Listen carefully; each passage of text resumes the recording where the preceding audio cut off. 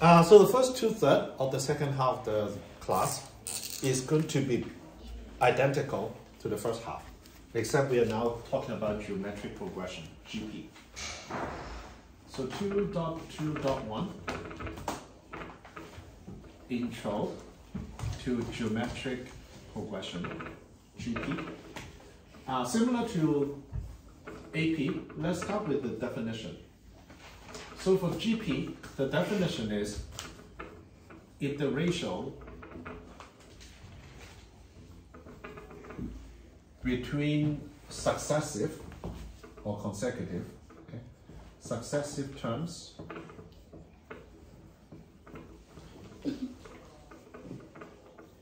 of a sequence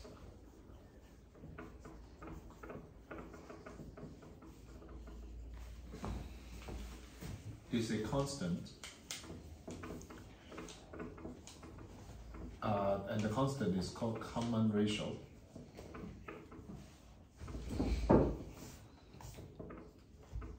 Or R.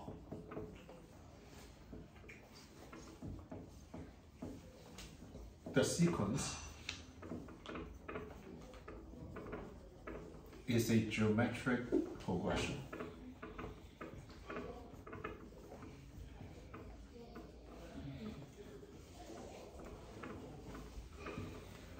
Similar to the arithmetic progression, let's start with two definitions. One is recursive. For geometric progression, what it means is for every term is equal to the previous term, an minus 1. Instead of adding a common difference, we are multiplying it by common ratio. Again, if you put the an minus 1 to the denominator, it means that the ratio is a constant R.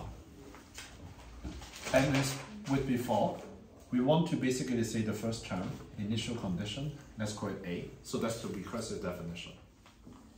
The other one is a closed form formula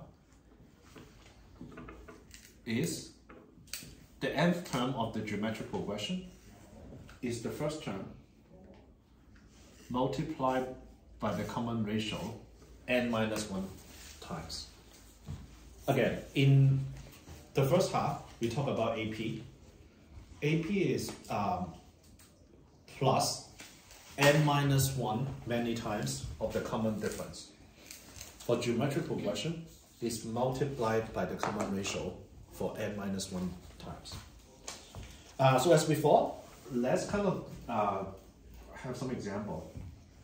So example 1, 48, 24, 12, 6, 3, 1.5. Is this a geometric progression? What's the common ratio? Olivia.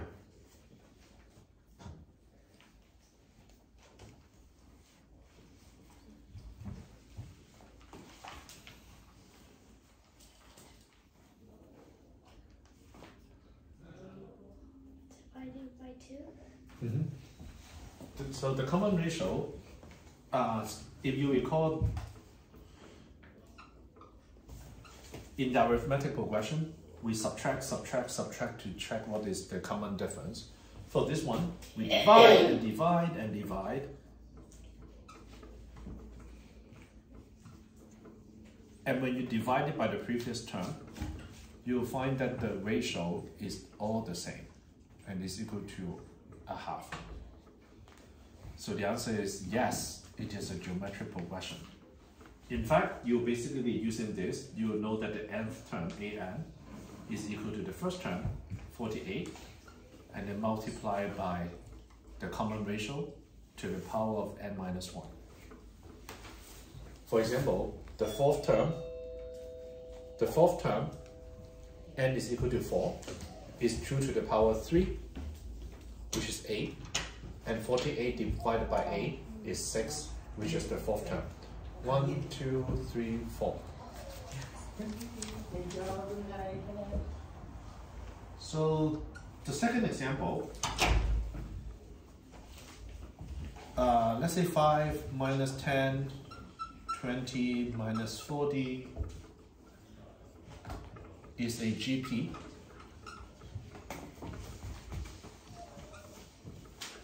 Find the 14th term.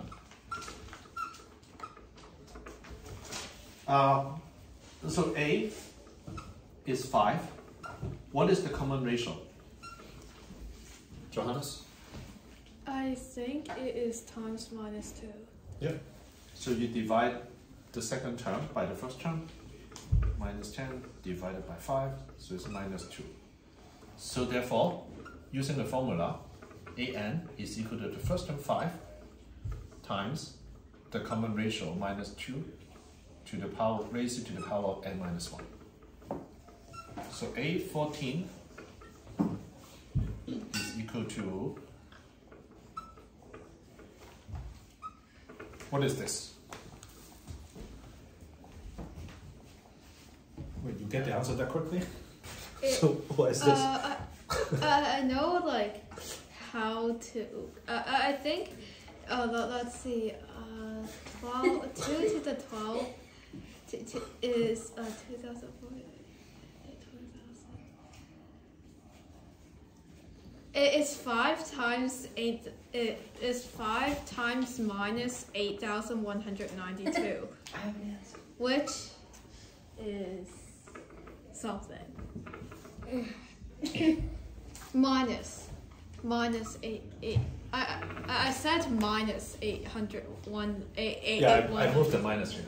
Oh, okay. Yeah, the way I think I could also do this fairly quickly. But the way I do it is, first of all, I know it's minus because it's an odd number. And I know that's 5. And I also memorize 2 to the power 10 is 1024. So I have this.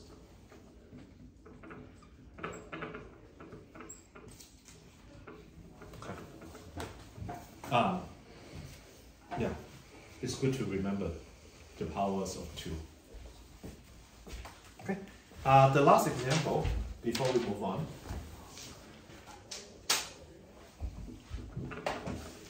Example 3.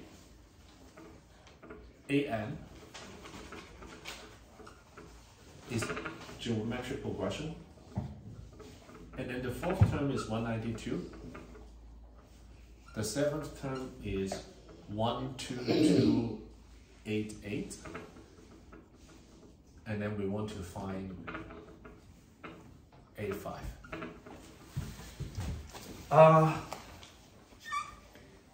So I'm going to show you the normal way of doing it, okay? But this is one of those situations that, let's say if you were in some kind of timed exam or competition, there's probably a smarter way of doing it. But I'm just going to do it the normal way. It is a mirror image to what we've done in the arithmetic progression example. So remember in that example, we basically list 2 formulas and then we subtract one another to find what the A and D is, solving the simultaneous equation. So in this one, A4 is equal to A times R to the power 3 is 192, and A7, which is A times R to the power 6, is equal to 12288. So we're going to divide these two. I'm going to do the left-hand side, and I'll ask someone to do the right-hand side for me.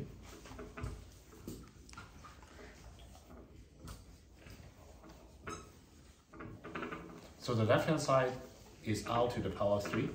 What's the right-hand side? 66. 60, I agree with the 60 part. 3. Huh? 3. Oh, 4. Okay. Come on. I'm going to give you nice number. So if R to the power 3 is 64, what is R? 4. Yep. So R is equal to 4. And then when you put R to the power 3 is 64, so therefore A is equal to 3.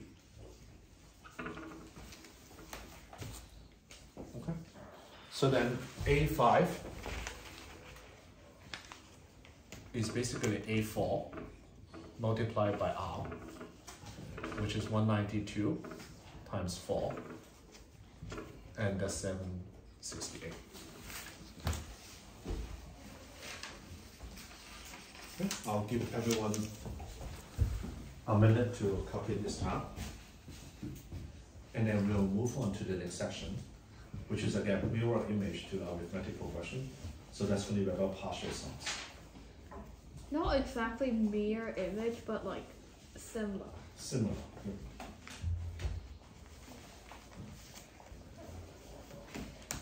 Can everyone give me a thumbs up when you're done copying?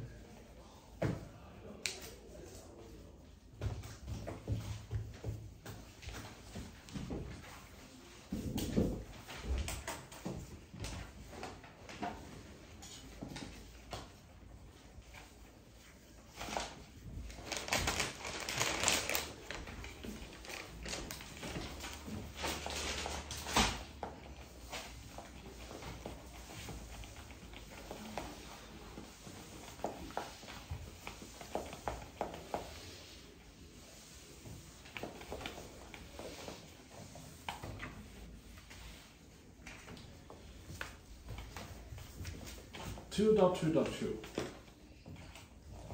So let's talk about partial sums of geometric progression. So the formula is a little bit more complicated. It has 3 words. Multiply, shift, and subtract.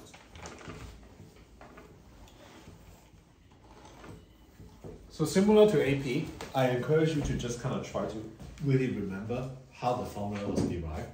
And it's for multiply, shift, and subtract. And I'll demonstrate what it means. Let's say AN is a sequence of geometric progression. So A1, A2, A3, etc. So the partial sum Sn, therefore, is A1 plus A2 plus A3 plus AN. And if I write the formula, it's A plus AR plus AR squared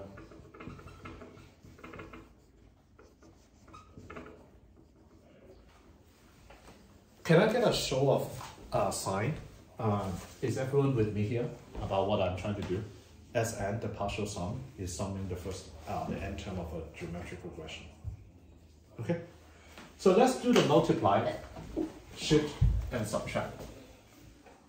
So we want to multiply both sides by r. Sn times r. And then the right hand side now becomes AR plus AR squared plus AR to the power 3 plus 8RN.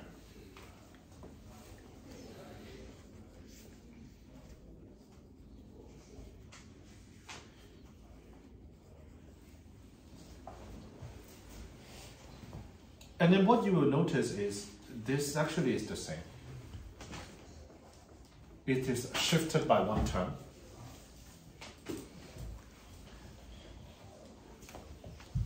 So we subtract this from this.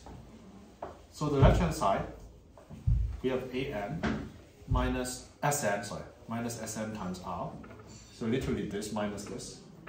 Now on the right hand side, this is really nice because we keep A, but the second term, as you can see, is cancelled out. The third term is cancelled out. Every term is cancelled out except the last term on the second line.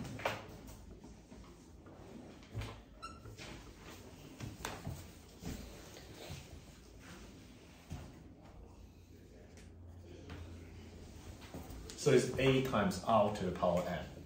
Okay. So on the left hand side,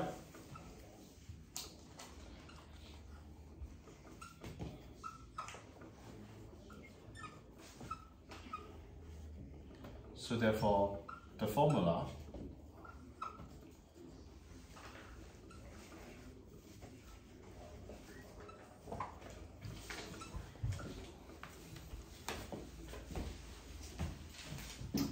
so I'll do one more step is you can multiply -1 by the numerator and denominator.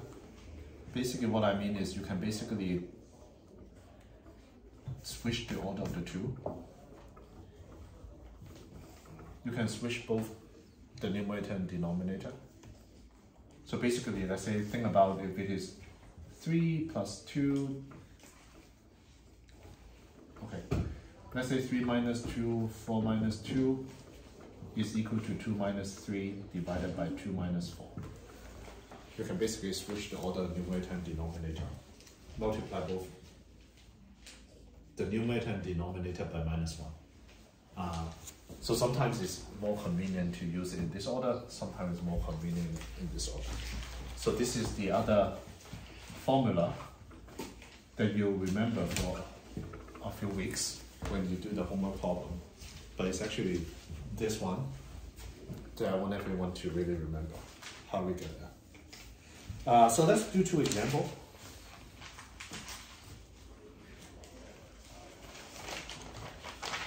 The first one, find the sum of 10 terms of a GP, a half, 1, 2, 4. Daisy, what is the common ratio? Multiply by 2. Okay, good. So A, the first term is a half. So therefore, AN is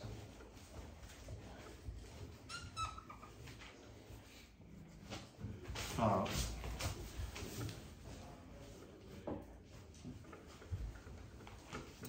And we can directly use the formula above. Sn is equal to A, which is a half. And then the ratio is R.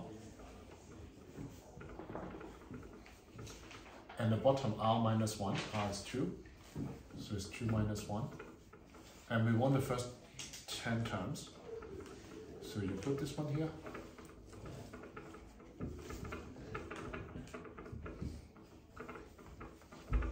Two to the power 10, that's why I memorized 10 to the power 10 is 1024. Yeah. So it's 1023.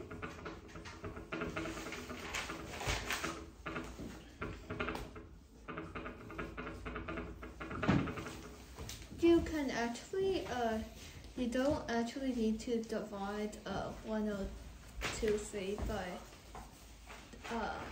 by 2. Well, at least like how I did it is like you could you can 512 yeah, minus yeah. a half. Well, it's yeah, basically that, like 2 to the 9 minus a half. So let's do the other example. Oh, I don't think I can finish it before the bell rings. The second one, in my opinion, is more of an English question than a math question. So it says the following. The sixth term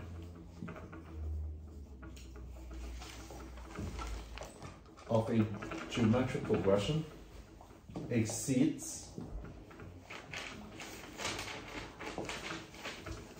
the fifth term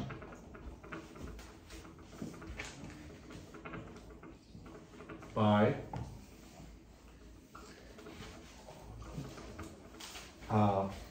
9/8, and the sum of these two terms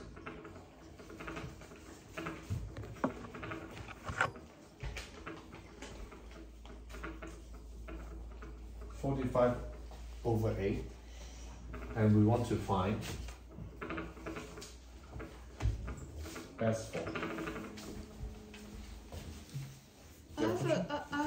I don't get how we get from the from Sn minus Sn times R equals An. Yeah, that one. I don't get how we get from that to the next. To the next one? Yeah. Oh. Left hand side or right hand side? So left hand side, Yeah. you multiply Sn distributed, so it's Sn times 1 minus Sn times so R. you kind of like pull off the Sn. Yeah. Okay. Similarly on the right hand side, I pull out the A.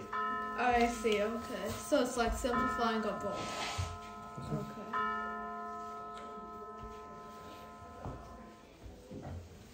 Okay. So I. By that problem, does it mean that the sixth term of the geometric progression is the fifth term times 9/8 of the fifth term? No, it means minus, it turns out. So it's a good question. Yeah, so that's why I said it's as much of a math question as an English question. So this is sixth term. This is the fifth term.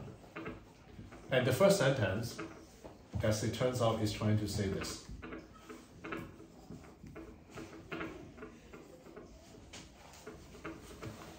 I didn't rewrite it to make it clearer. Okay,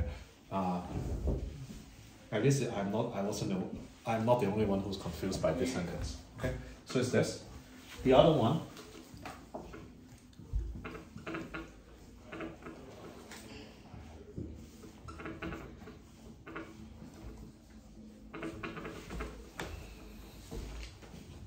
How do we solve this question? How do we solve these two equations?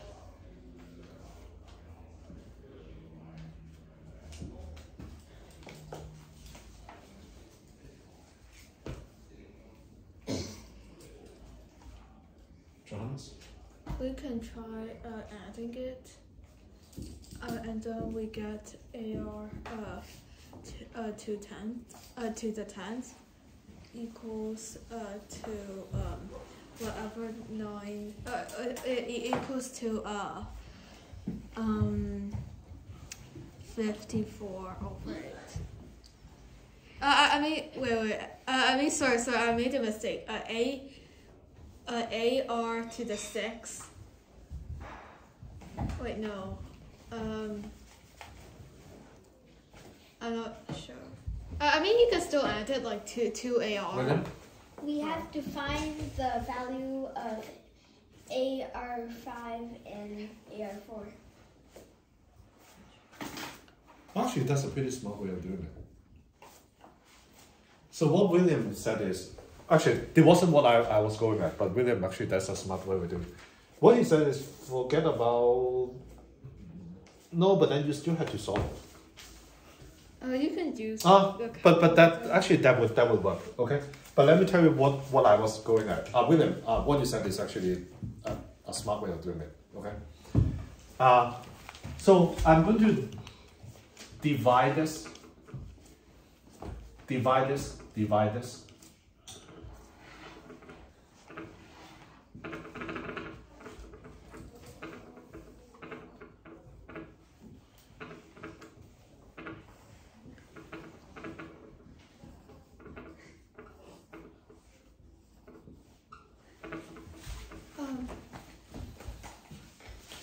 So on the right hand side, I think it's simple, so that means it's 5. The right hand side is equal to 5. Now on the left hand side, what you have to see is you can actually pull out a times r to the power 4 from the top. And the bottom, you can actually pull out the same number.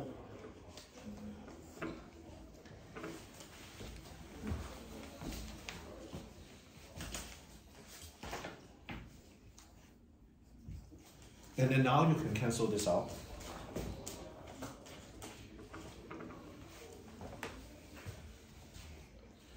Now this becomes easily solvable.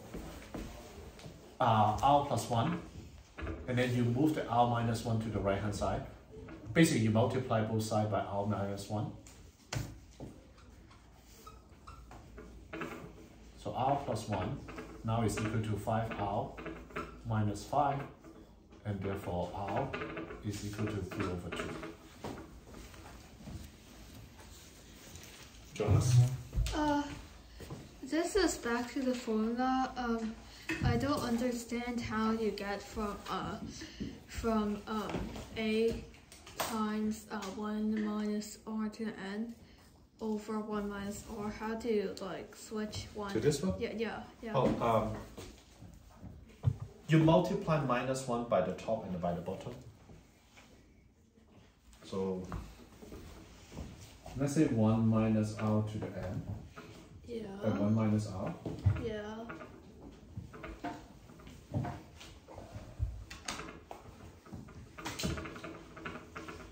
And then now you've got minus 1.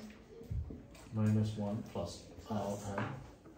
At the bottom you got minus 1 plus r. Okay.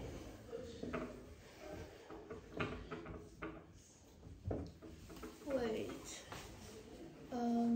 This is a good example. Think about it. When you have this one, you multiply minus 1 both at the top and at the bottom. Oh, okay. I see. So r is equal to 1.5, and then you can put r back to here.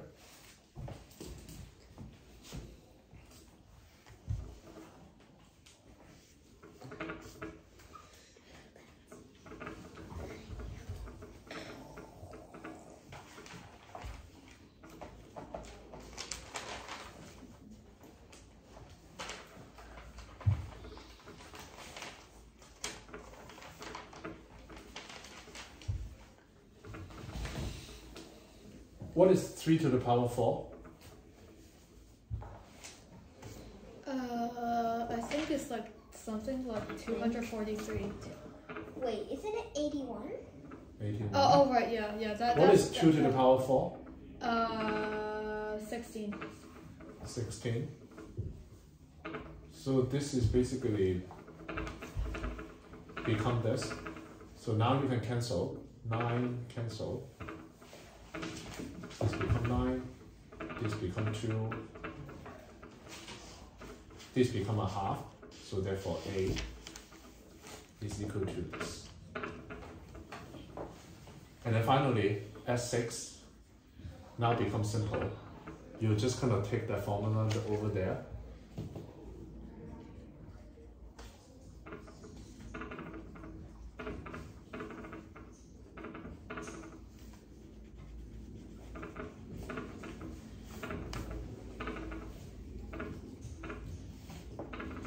And after you do this, you basically get a number. Okay? The exact number is not important, but basically once you solve A and R, you can just apply the formula.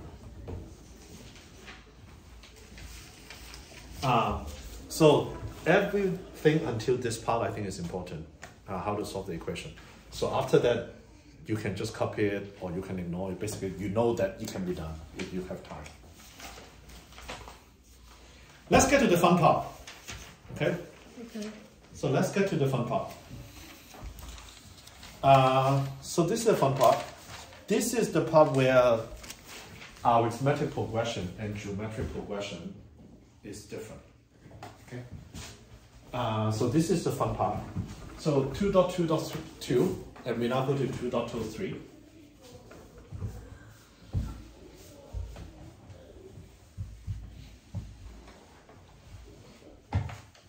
And it is not partial sum. It's called infinite sum. Oh. So this is, I think, the fun part. Oh, right.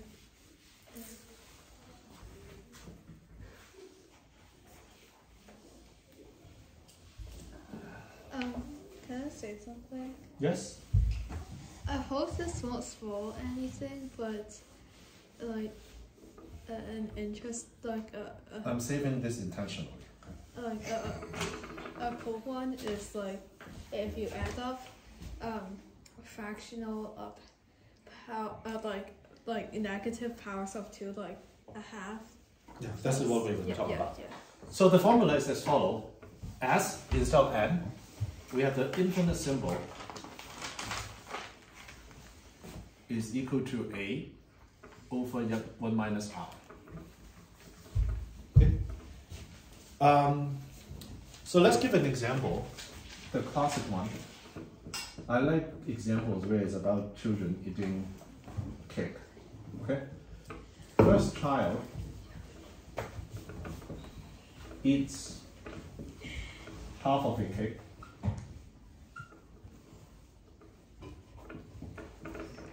Second child eats half of the remaining.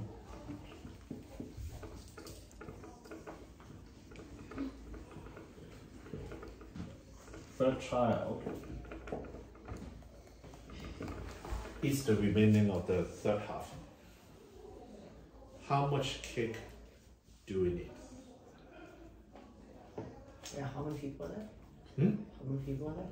Many, many, many children. Infinite. Amount of children. What was the question? Yeah, again. Is this a continuous? Does it go on? Like first child eats half, then child eats half of Yeah. the remaining, and then for you.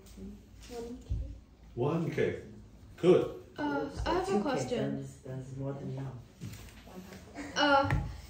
One, you should get 2 cakes so that you can eat 1 cake and then the children can can eat the rest. So and it goes also, like this. Let's say if I say an is the amount of cake that the nth child eats, then that means is half of the half of the half of the half, right, and so forth. Okay. So Sn, the partial sum or the infinite sum,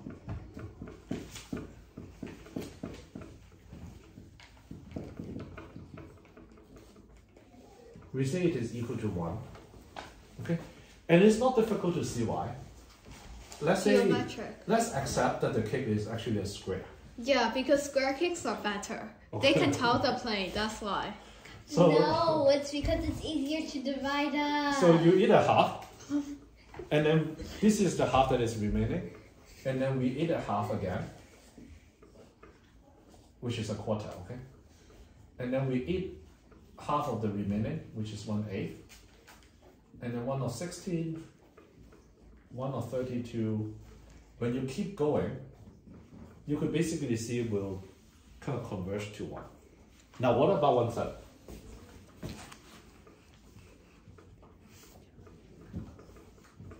What about if the first child eat 1/3 and then the second child eats the remaining, the 1/3 of the remaining, and 1/3 of the remaining? Does anyone know what that is? The question makes sense, right? Like a child eats 1/3, so there are 2/3 left, and then the person eats 1/3 of the 2/3, and so forth. I think it is still 1. No, it is not 1. 2/3. Okay, let's find out. I will just tell you the formula. Okay. So what we are saying is Sn is now. Sorry, what we said. What this is now is A is 1/3. R is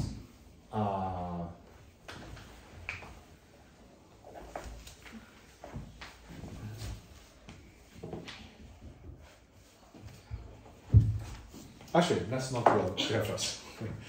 Let's talk about the formula first. So how do we get this formula when it is infinite? So this formula you've seen, okay? So what you have to see is Sn is A minus A times R to the power n divided by 1 minus R. Okay? And now this is equal to A divided by 1 minus R minus A to the power Rn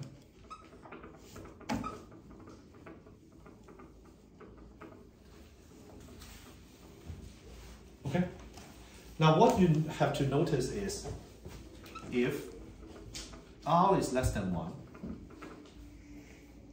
A is any number, and when n gets very, very big,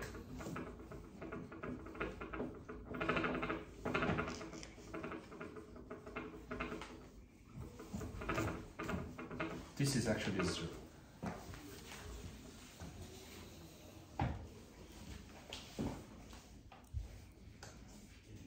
I'll give an example. Using the cake example, let's say if A is equal to, let's say A is equal to 100. Let's say R is a half. And I don't even need to make n an infinite. Let's just kind of make n 100, which is not a very big number. Okay. Then you realize, let's say S of 100 is equal to A divided by 1 minus R.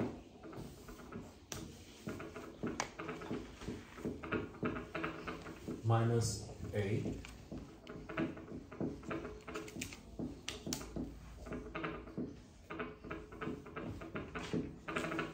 Let me take a pause here. Does this formula make sense? That I'm putting n is equal, let's say summing the first 100 terms using this formula. What I want to show you is this one. If you really do this, you'll realize this number is equal to 0.000. There are 31 zeros. 1, 2, 6, 7. So the intuition I want to tell you is when you do the sum, when we talk about sum to infinite, think about this one. Once you calculate the 100 kids, the 100 first kid, that the amount of cake that they ate was something like this. So it becomes insignificant. But when you try to imagine what infinite means, it's basically is equal to this. And the second term become completely insignificant. So the formula, when you sum to infinite, is basically by this term.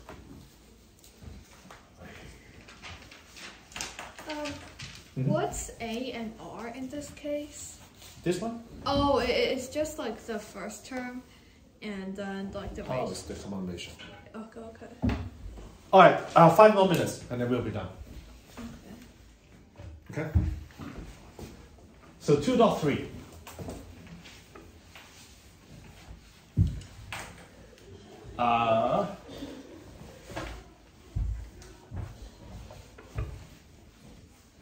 Wait, what's the formula again? A divided by 1 minus R. So 2.3, it is called AMGM inequality.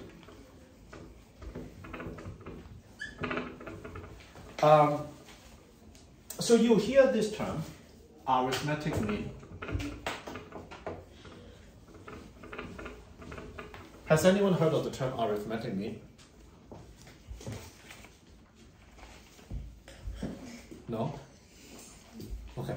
So arithmetic mean, okay, let me just be clear. This last section, 2.3, this 5 minutes, if you don't get it, that's totally fine. Okay. There will not be any homework related to this. Okay. So arithmetic mean of two numbers, x and y, is called x plus y divided by 2. That's what we call arithmetic mean of two numbers. And there's another term called geometric mean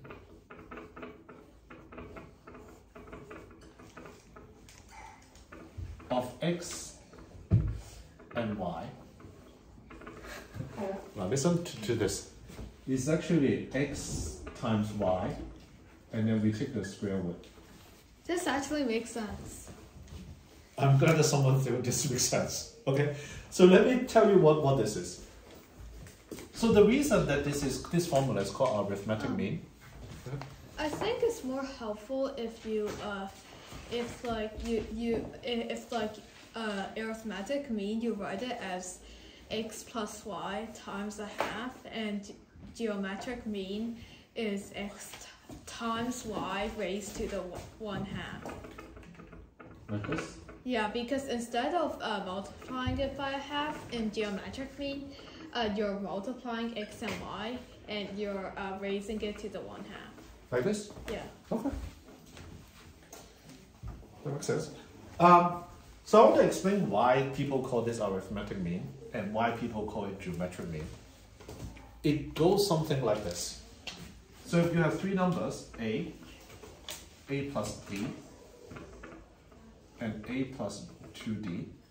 So let's say we have three numbers, and if we call the first one x, the last one y, and we want to basically say, okay, we want to know what the arithmetic mean is. Then you apply this formula. A plus d is the arithmetic mean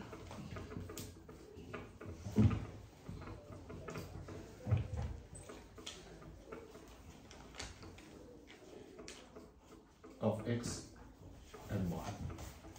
So the way you understand the term, the English word arithmetic mean is, they basically say you have a sequence of number, that if you think the sequences is an arithmetic progression, then if you want to know, okay, what is the kind of average of that sequence of number, then you apply the formula.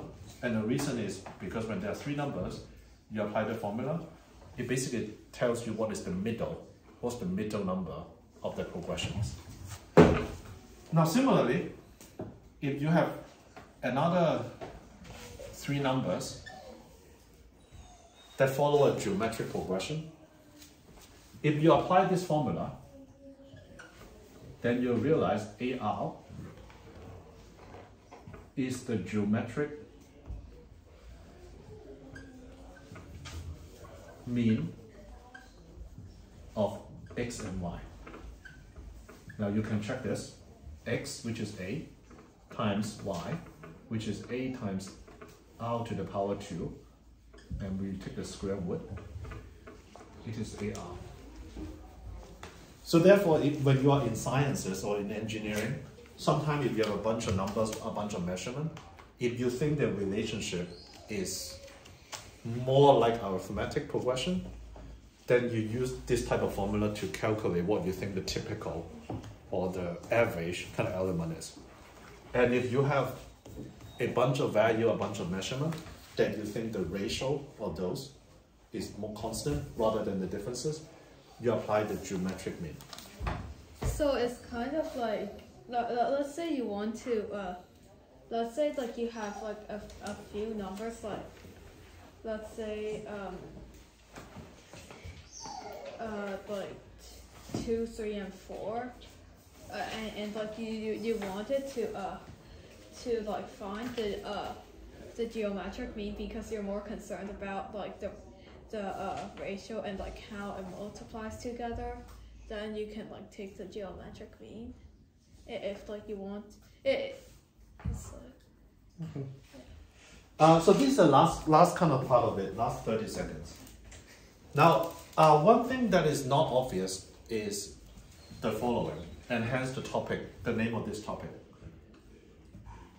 The arithmetic mean of two numbers is always greater than the geometric mean of the formula. I will not explain it, but this is known as the AM-GM inequality. So remember in this kind of maths, Is that greater or greater? Equal? greater than or equal. So for all x, y greater than that's 0, right? equal to 0. Because you don't Now, want to go. in this quantum math circle, So we've talked about a few topics: combinatorics, number theory, what is this called? Sequence and series, geometry, whatnot. Okay. What I want to tell you is inequality is something equivalent. You mean something that's not equivalent. So what I mean is actually like inequality, studying inequality is a topic similar to combinatorics. Meaning we could basically spend 6 quantum math circles just talking about inequality. And those are the type of questions that actually come up in a lot of, let's say, high school or college math or competition. So this is one of the many inequality that you can use to derive a lot of interesting results. Arithmetic mean is always greater than geometric mean.